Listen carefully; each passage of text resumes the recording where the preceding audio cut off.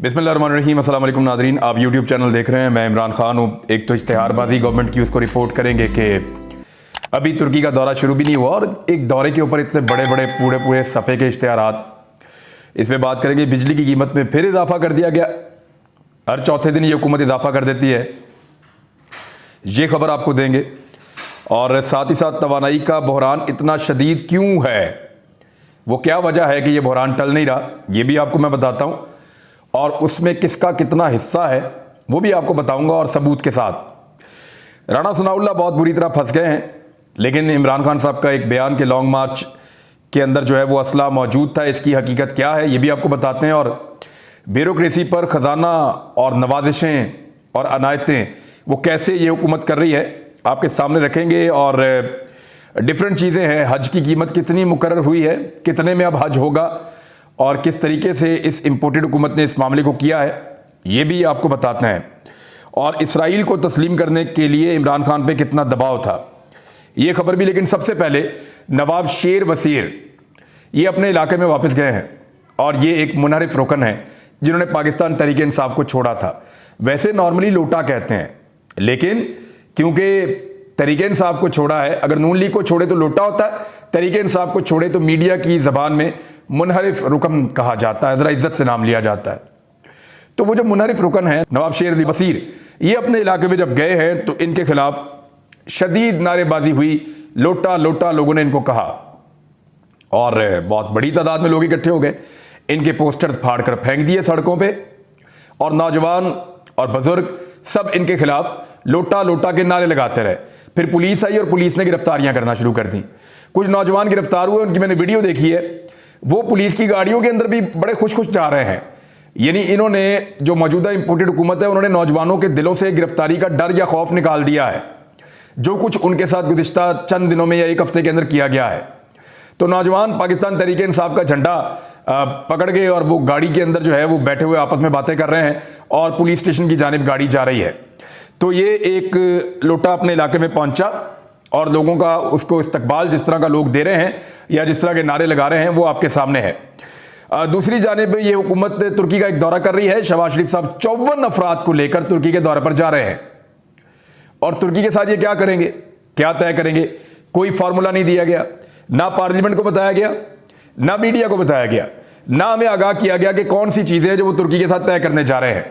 सिर्फ और सिर्फ अपनी इमेज बिल्डिंग करने के लिए तुर्की का दौरा करने शहबाज शरीफ साहब जा रहे हैं और इमेज बिल्डिंग के चक्कर में भी 54 अफराद का काफिला वो तुर्की में साथ लेकर जा रहे हैं। माजी में जब वजीर आला पंजाब थे तब भी उनको बड़ा शौक था तुर्की जाने का। उनके जो एक बेटे हैं वो तुर्की के साथ कोई कारोबार वारोबार भी करते रहे हैं। तो बजाय इसके कि पैसा खर्च किया जाता अवामी फलाह बहबूद पे, पैसा कहां खर्च किया जा रहा है, वजीर आज़म हाउस पे, बड़ी बड़ी दावतों पे पैसा खर्च किया जा रहा है, अखबारात को दिए जाने वाले इश्तिहारात पे, जो करोड़ों रुपए के इश्तिहारात इन्होंने सिर्फ एक दिन में इस हुकूमत ने लगाए हैं। हालांकि अभी एक दिन पहले वजीर मुमलिकत मलिक साहब फरमा रहे थे, मुसद्दिक मलिक, कि इस हुकूमत के पास जहर खाने तक के भी पैसे नहीं हैं। मेरे ख्याल में जहर तो बहुत सस्ता मिल जाता है इन करोड़ों रुपए के इश्तिहारों की जगह। बहरहाल जिनके पास जहर खाने के पैसे नहीं हैं वो करोड़ों रुपए के इश्तिहारात लगा रहे हैं अखबारात में, आधे आधे सफ़े के, और फिर उन्हीं इश्तिहारात की बुनियाद पे अखबारात में मनपसंद खबरें भी लगवा रहे हैं और साथ ही साथ 54 अफराद का काफिला लेकर तुर्की के दौरे पर भी जा रहे हैं। पता नहीं तुर्की में इन्हें क्या मिलेगा या कितने अरब डॉलर इनको तुर्की से मिलेंगे, ये तो जब वापस आएंगे तब पता चलेगा। बिजली की कीमत में एक दफ़ा फिर इजाफा किया है। मैं आपको बता देता हूं कि कितना इजाफा हुआ बिजली की कीमत में। तो ये आपके लिए एक और बुरी खबर है। बिजली की कीमत में 4 रुपए फी यूनिट का इजाफा मजीद कर दिया गया है। अब ये एक 5वां इजाफा हो गया है, फिर एक इजाफा होगा 1 जुलाई से कहा जा रहा है कि 8 रुपए यूनिट का। ये जब हुकूमत बन रही थी तो मिफ्ता इस्माइल का कहना था कि हम बिजली की कीमत आधी कर देंगे। जब से हुकूमत बनी है इन्होंने बिजली की कीमत तकरीबन दुगनी कर दी है। तो आधी करने की बजाय दुगनी कर देना, ये इस एजेंडे के तहत हुकूमत में आए थे। अब वजह क्या है कि ये बिजली नहीं बना रहे। इस वक्त जो बिजली का शॉर्टफॉल है या जो बिजली की कमी है इस वक्त पाकिस्तान में वो 7000 मेगावाट है। 7,000 मेगावाट की कमी है। पाकिस्तान में जो बिजली की तलब है वो 28,000 मेगावाट है और जो बिजली पैदा की जा रही है वो 21,000 मेगावाट पैदा की जा रही है, यानी 7,000 मेगावाट की कमी है। और इस वक्त पाकिस्तान के में जो कैपेसिटी है बिजली बनाने की वो 30,000 मेगावाट से ज़्यादा की है। तो पाकिस्तान बिजली बना क्यों नहीं रहा? हालांकि इस हुकूमत ने दावा किया था कि ईद वाले दिन से लोड शेडिंग जीरो हो जाएगी पाकिस्तान पूरे में। 1 मई का इन्होंने वादा किया था। 1 मई तो चला गया, मई का पूरा महीना गुजर गया। ये बिजली की जो पैदावार है वो कर ही नहीं पाए। लोड शेडिंग को जीरो करना तो दूर की बात है, एलानिया लोड शेडिंग भी नहीं कर पाए और गैर एलानिया लोड शेडिंग हो रही है। लोड शेडिंग की सूरत हाल ये है कि 12-12 घंटे, 10-10 घंटे लगातार शहरों में लोड शेडिंग हो रही है। देही इलाकों में 14 से 16 घंटे या इससे ज्यादा भी लोड शेडिंग हो रही है। ये सूरत हाल पैदा कर दी है पाकिस्तान के अंदर इंपोर्टेड सरकार ने। वजह क्या है? वजह वही है जो इमरान खान ने आपको बताई थी कि नवाज शरीफ ने और शहबाज शरीफ साहब ने अपने अपने कमीशनों के लिए जो बिजली के कारखाने लगाए थे वो बहुत महंगे थे और उनके साथ ऐसे मुआहदे किए थे कि आने वाले वक्त में बिजली और महंगी होती चली जाएगी और हर गुजरते दिन के साथ बिजली को महंगा होना था। इतने महंगे मुआहदे इन्होंने कर दिए जो बिजली के कारखाने लगाए उसके अंदर कि वो बिजली आम सारिफ खरीद ही नहीं सकता था। पाकिस्तान तरीके इंसाफ की हुकूमत कैसे भी पैसे बचाकर, यानी वो स्विमिंग पूल नहीं बना रहे थे, वजीर आजम हाउस में खाबे नहीं चल रहे थे, इस तरह के दौरों के ऊपर इतना खर्चा नहीं हो रहा था, अखबारात को एक्स्ट्रा इश्तिहारात नहीं दे रहे थे, इतने बड़े बड़े प्रोटोकॉल और कॉन्वेज नहीं थे, इतने सारे कैंप हाउसेज नहीं थे, ये सारा कुछ वो नहीं कर रहे थे। तो वो जो कर रहे थे वो पैसा बचाकर पब्लिक को सब्सिडी दे रहे थे। उस सब्सिडी से उन्होंने बिजली की कीमत को कंट्रोल किया हुआ था और बिजली प्रोवाइड भी कर रहे थे। यानी 1 घंटे की भी लोड शेडिंग पाकिस्तान तरीके इंसाफ के दौर में नहीं थी। लेकिन इन पौने 2 महीनों के अंदर ऐसी तबाही फेरी इस सरकार ने और ऐसी बर्बादी फेरी इस इंपोर्टेड सरकार ने कि अब वो बिजली बना ही नहीं पा रहे। ना सिर्फ महंगी करते जा रहे हैं बल्कि बना ही नहीं पा रहे, जबकि पेट्रोल की कीमतें बहुत ज्यादा बढ़ा दी हैं और आने वाले दिनों में मजीद बढ़ाने वाले हैं। तो ये है असल नाअहली कि इन्हीं का बनाया हुआ बोझ आज इन्हीं के कांधों पर डल गया है और वो पब्लिक को बिजली के लिए तरसा रहे हैं। अपनी इनकी लोड शेडिंग नहीं होती, डबल ग्रिड से बिजली लेते हैं, उधर की जाती है तो इधर की आ जाती है और साथ ही साथ जनरेटर लगाए हुए हैं बहुत बड़े बड़े। खुद तो बहुत पैसा है जो इन्होंने बनाया इस मुल्क में, तो खुद तो ये लोड शेडिंग से बच जाते हैं, लेकिन आम आदमी की जिंदगी को इन्होंने अजाब बनाकर रख दिया है। मैंने आपको बताया कि वजीर दाखिला राणा सनाउल्लाह एक बहुत बड़ी मुसीबत में फंस गए हैं। तफसीलात के मुताबिक वजीर दाखिला राणा सनाउल्लाह के खिलाफ मंशियात का जो मुकदमा था जिसमें मंशियात उनसे बरामद की गई थी, इंसदाद मंशियात की अदालत ने वजीर दाखिला राणा सनाउल्लाह को फर्द जुर्म के लिए तलब कर लिया है और 25 जून को फर्द जुर्म आयद की जाएगी और केस को मुकर्रर कर दिया गया है। इंसदाद मंशियात की अदालत ने गुज़िश्ता समात का तहरीरी हुक्मनामा जारी कर दिया जिसमें राणा सनाउल्लाह की प्रॉपर्टी और बैंक अकाउंट्स खोलने की दरखास्त पर जवाब तलब कर दिया गया है। यानी ये जो खोली गई हैं चीज़ें कैसे खोली गई हैं, लाओ जवाब दो। ये तो चीज़ें सरकार ने बंद की थी और तहरीर फैसले में कहा गया है कि राणा सनाउल्लाह की मुस्तकिल हाजिरी माफी की दरखास्त पर वकला अपने दलाइल ने राणा सनाउल्लाह के शरीक मुलजिमान ने फर्द जुर्म आयद ना करने की दरखास्तों को वापस ले लिया है और अदालत ने दरखास्तों को वापस लेने की बुनियाद पर मुस्तरद कर दिया है। इसके बहुत सारे फैक्ट्स हैं, लेकिन एक मैं आपको बता देता हूं कि ANF के जराए ने यह बताया है कि एक गिरफ्तार स्मगलर ने दौरान तफ्तीश ये इंकशाफ किया था कि राणा सनाउल्लाह की जानिब से मंशियात की स्मगलिंग में मदद की जाती है और वो इस नेटवर्क का हिस्सा है। लिहाजा राणा सनाउल्लाह साहब टेक्निकली अभी इस मामले में फंसे हुए हैं, लेकिन अब वो साबका हुकूमत या पाकिस्तान तरीके इंसाफ के कारकुनों के ऊपर फौजदारी मुकदमात करवाना चाहते हैं। और इमरान खान साहब का ये बयान कि जो लोग बहुत मुश्किल से इस्लामाबाद पहुंचे थे उनके पास हथियार भी मौजूद थे, जो शुरका थे लॉन्ग मार्च के, तो इससे हालात मजीद खराब हो सकते थे, इसलिए मैं वापस चला गया। बात ठीक है। देखिए हर एक की गाड़ी में हथियार होता है आजकल, राणा सनाउल्लाह की गाड़ी में भी हथियार है। हजारों वकील ऐसे हैं पाकिस्तान में जिनकी गाड़ियों के अंदर हथियार है। सहाफ़ी तमाम पाकिस्तान के जितने बड़े सहाफ़ी उन तमाम की गाड़ियों के अंदर हथियार है और हम सबके पास लाइसेंस वाले हथियार होते हैं, क्योंकि पुलिस हमें प्रोटेक्शन देने में, हमारी हिफाजत करने में पाकिस्तान में नाकाम रही है। हमें पाकिस्तान के कानून नाफिज करने वाले इदारों पर एतबार नहीं है, इसलिए पाकिस्तान में लोगों की एक बहुत बड़ी तादाद, ख़ास तौर पे खैबर पख्तूनख्वा में तो ये कल्चर भी है, वो लोग अपने साथ गाड़ी में हथियार रखते हैं।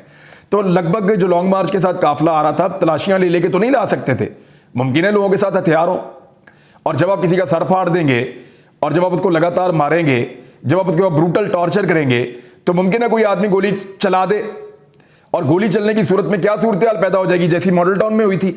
तो एक अक्लमंद लीडर हमेशा उससे अवॉइड करेगा। जैसा कि इमरान खान साहब ने बताया कि उनके पास जितने सिक्योरिटी के लोग थे, क्योंकि इसमें सूबाई वज़रा भी थे, वज़ीर आला भी थे और उनके बहुत करीबी दूसरे लोग भी थे, तो उन सबके साथ अपनी अपनी सिक्योरिटी के गार्ड्स थे, उनके पास भी हथियार मौजूद थे। अब ये बड़ी नाजुक सूरत हाल थी। इमरान खान साहब को लगा कि पाकिस्तान की फौज को और पाकिस्तान की आवाम को आमने सामने लाने की एक साजिश की जा रही है। उन्होंने साजिश नाकाम बनाने के लिए वहां से डी चौक को छोड़ देना मुनासिब समझा और अपनी जिद छोड़ दी, अपनी जद्दोजहद फिलहाल छोड़ दी कि इस मौका पर अगर गोली चल गई या खुदा न खास्ता हालात खराब कर दिए गए, क्योंकि वहां पे गुल्लू भट्ट भी मौजूद थे, इस तरह के लोग भी थे जो गाड़ियां तोड़ रहे थे, इंस्टिगेट कर रहे थे, चीजों को आग लगा रहे थे, पुलिस वाले खुद ये कार्रवाइयां डाल रहे थे, तो किसी को भी गुस्सा आ सकता है, कोई भी रद्द-ए-अमल हो सकता है। लिहाजा इमरान खान ने अक्लमंदी का फैसला किया था, लेकिन उनके इस बयान को उनके खिलाफ एक गवाही के तौर पर इस्तेमाल करने की कोशिश की जा रही है। इमरान खान साहब ने अपने दौर में कुछ कवानीन बनाए थे और कुछ रूल्स बनाए थे जिनको कहते थे कि ब्यूरोक्रेसी के हवाले से जो है वो सिविल सर्विस रूल्स थे। अब ये जो रूल्स बनाए थे इनको मनसूख कर दिया है मौजूदा इंपोर्टेड सरकार ने। ये रूल्स क्या थे ज़रा ये सुन लें। इनमें यह था कि ब्यूरोक्रेसी को जो नाअहल अफसरान हैं उनसे पाक किया जाएगा और सिविल सर्वेंट जो है उनको जबरी रिटायरमेंट भी इसके अंदर शामिल कर दी गई थी। ये 2020 में रूल्स बनाए गए थे, जनवरी 2021 में जारी किए गए थे। इन रूल्स से मुतालिक उस वक्त की हुकूमत का दावा था कि इसका मकसद ये है कि मुजरिमाना गफलत बरतने वाले, काम ना करने वाले, रिश्वत लेने वाले, लोगों को परेशान करने वाले और काम में रुकावट डालने वाले जो अफसरान हैं उन सारों को रियासती इदारों से अलग कर दिया जाए और ऐसे अफसरान को रिटायर कर दिया जाए। इसके लिए ये रूल्स बनाए गए थे, लेकिन मौजूदा इंपोर्टेड सरकार को तो ऐसे लोग बहुत सूट करते हैं जो काम ना करें, काम में रोड़े अटकाएं, रिश्वत लें, तंग करें आवाम को, क्योंकि आवाम को तंग करके तो ये हुकूमत करते हैं। इनका तो अंग्रेज़ों वाला फार्मूला है। लिहाजा इन्होंने आते ही वो रूल्स ख़त्म किए और तमाम ब्यूरोक्रेसी के ऊपर एक बहुत बड़ी अनायत और एक बहुत बड़ी नवाजिश इन्होंने कर दी है। हज के हवाले से एक खबर है वो मैं आप तक पहुँचा देता हूँ। हुकूमत ने जो हज की कीमत मुकर्रर कर दी है या जो पैसे मुकर्रर किए हैं कि कितने में ये हज होगा, मंगल को इन्होंने ब्रीफिंग दी और बताया कि हज की जो कीमत है वो पहले 9.5 लाख बताई जा रही थी, अब 10 लाख रुपए से ज़्यादा कर दी गई है। यानी 10 लाख रुपए से ज़्यादा पाकिस्तान में हज होगा और 10 लाख रुपए का करके यानी 4.5 लाख से उठा के पहले ले गए 10 लाख से ऊपर और अब उसमें से 1.5 लाख की सब्सिडी दे रहे हैं। यानी वहां से भी पैसे खाने का इरादा है, वहां से भी मौज करने का इरादा है। तो इस तरीके की वारदात पाकिस्तान के अंदर ये जमातें डालती हैं। यानी जब हज 4-4.25 लाख का था तो इमरान खान को कहा गया कि इस्लाम के खिलाफ है और यहूदियों का एजेंट है। आज हज को 10 लाख से ऊपर कर दिया है और वो कह रहे हैं कि जनाब ये तो बिल्कुल हमने ठीक काम किया है, इस्लाम की खिदमत है। तो ये जमीयत उलमा इस्लाम फजल रहमान ग्रुप के लोग हैं जो इसके वजीर हैं, मुफ्ती अब्दुल शकूर। उन्होंने कहा जी कि अगर इमरान खान की हुकूमत होती तो 11 लाख का हज हो जाता। और भाई होती तो होता तो देखा जाता ना। अब तो आपने हज कर दिया 10 लाख रुपए का, तो इसका जवाब आपको कौम को देना पड़ेगा। इमरान खान साहब ने कहा कि उनके ऊपर यह दबाव था कि इसराइल को तस्लीम किया जाए। ये उन्होंने मुझे भी बताया था बहुत पहले, एक प्रोग्राम के अंदर भी उन्होंने तस्करा किया था। मैंने इसके ऊपर एक वीलॉग किया था, रबीउल अव्वल के महीने में गालिबन मैंने किया था, एक वीलॉग किया था। उस पर मेरी बड़ी ले दे हुई थी और बहुत सारी जगहों से मुझे टेलीफोन कॉल्स आई थी और काफ़ी मैंने झेला था उस वीलॉग को। वो आप अभी जाकर देख सकते हैं, जिसमें बताया था कि इमरान खान साहब के 10 ऐसे इख्तलाफात जो उनके होते रहे हैं पाकिस्तान के ताकतवर हलकों से। बहरहाल इमरान खान साहब ने वाकई बात ठीक की है, क्योंकि मैंने उस वीलॉग में ये कहा था और मैंने उसको भुगता भी था, बाद में उसके नताइज भी मैंने भुगते थे। इमरान खान साहब के ऊपर वाकई दबाव था और इसका इंकशाफ इमरान खान साहब ने किया है। उन्होंने कहा कि हमारी हुकूमत में थे तो इसराइल को तस्लीम करने के लिए दबाव था। अमेरिका के ज़ेर असर लॉबी मुस्लिम ममालिक से रियासत को तस्लीम कराना चाहती है। नए आर्मी चीफ की तैनाती से मुतालिक कभी नहीं सोचा, नहीं मालूम नया आर्मी चीफ कौन होगा। तो इमरान खान साहब ने क्लियरली कहा कि बिल्कुल था और अभी उन्होंने ये भी कहा कि मैं अभी नहीं बताना चाहता कि मुझे किस किस ने और कैसे कैसे ये दबाव डाला था।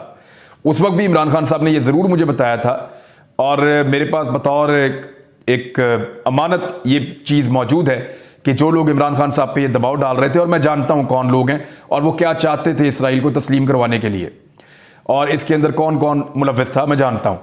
लेकिन कुछ चीज़ें अमानत होती हैं आपके पास, आप उसमें ख़यानत नहीं कर सकते। बहरहाल इमरान खान साहब खुद ही जब दिल करेगा तो वो बता देंगे, मैं तो इसके बारे में नहीं बताने वाला। तो एक दबाव उन पे था, उन्होंने कहा Asif Ali Zardari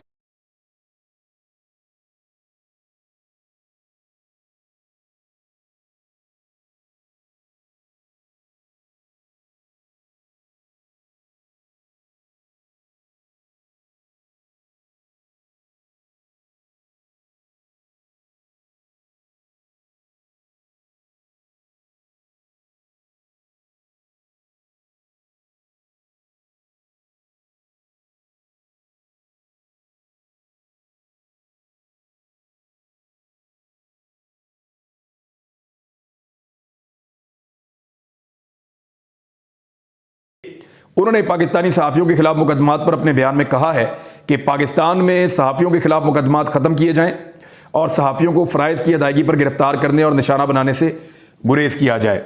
committee to protect journalist ने हरासानी को आज़ादी इजहार और आज़ादी प्रेस के खिलाफ करार दिया है। इसमें जो उनके नुमाइंदगान हैं वो भी उन्होंने अपने स्टेटमेंट जारी किए हैं, जबकि नाम लिए गए सहाफ़ियों के कि मेरा इमरान रियाज खान, अरशद शरीफ, साबर शाकिर, समी इब्राहिम के खिलाफ मुकदमात ने आज़ादी सहाफ़त को फ़रोग देने के बयानात की कली खोल दी है। स्टीवन बटलर जो हैं वो उन्होंने कहा कि मियाँ शहबाज शरीफ की जानिब से वज़ीर आज़म का ओहदा संभालने के बाद ऐलान किया गया था कि हुकूमत मुल्क में आज़ादी सहाफ़त और आज़ादी इज़हार राय की पूरी ज़मानत देगी, लेकिन ऐसा नहीं हुआ और जिस किस्म के मुकदमात दर्ज किए गए हैं ये सहाफ़ियों के खिलाफ इंतकामी कार्रवाइयाँ हैं जिनका इनको निशाना बनाया जा रहा है। बहरहाल मैं इन सहाफ़ियों से मिला हूँ कल सारों से, यहाँ पे इस्लामाबाद में पेशी थी, उसके बाद भी हमारी मीटिंग हुई है। बड़े कमिटेड है सारे और किसी किस्म की लचक दिखाने को तैयार नहीं है। वो सारे ये कह रहे हैं कि this is for the sake of Pakistan, not for any political party. ये पॉलिटिकल पार्टीज अपनी अपनी सियासत करती रहेंगी, पीटीआई, पीएमएलएन, पीपल्स पार्टी सारे, लेकिन हम जो बात कर रहे हैं वो पाकिस्तान के लिए कर रहे हैं जो पाकिस्तान को सूट करती है और हम अपनी बात से पीछे नहीं हटेंगे। जितने मर्जी पर्चे कराओ, जितना मर्जी दबाव डालो। अब तक के लिए इतना ही। अपना ख्याल रखिएगा, अपने इस चैनल का भी। अल्लाह हाफिज़।